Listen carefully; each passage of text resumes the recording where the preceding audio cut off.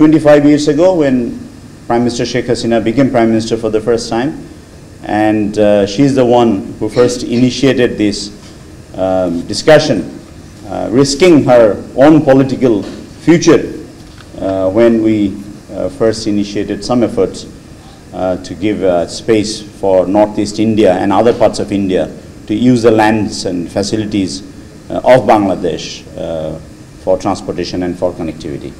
Now we have recoined the same thing. We have rather reinvented the wheel, which we shouldn't be doing actually, but it's now termed as integration, connectivity, not necessarily corridor as it was termed in the past.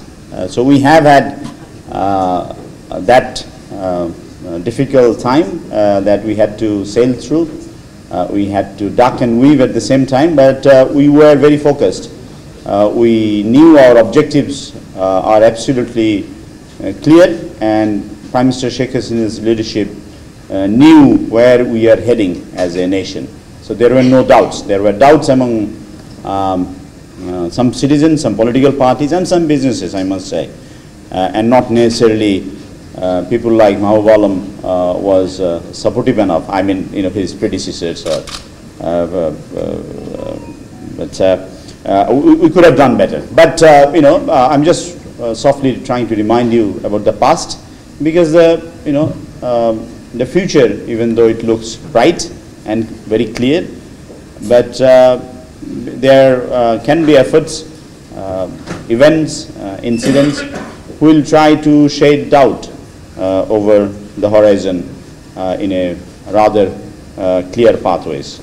Now, of course, we are here to discuss a very specific project and how it's going to contribute to the developmental journey of these two great friends and neighbors, Bangladesh and India, especially the Northeast.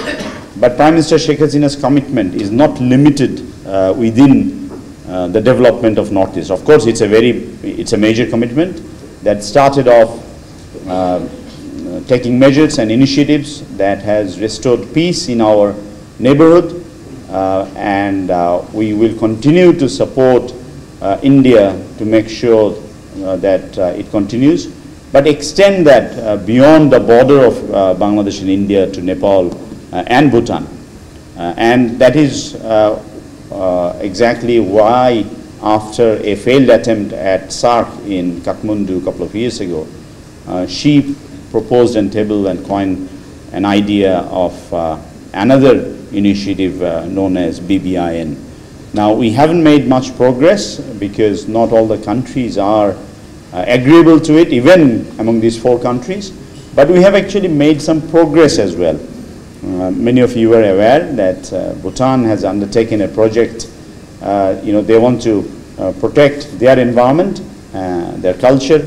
There are limited access of tourists.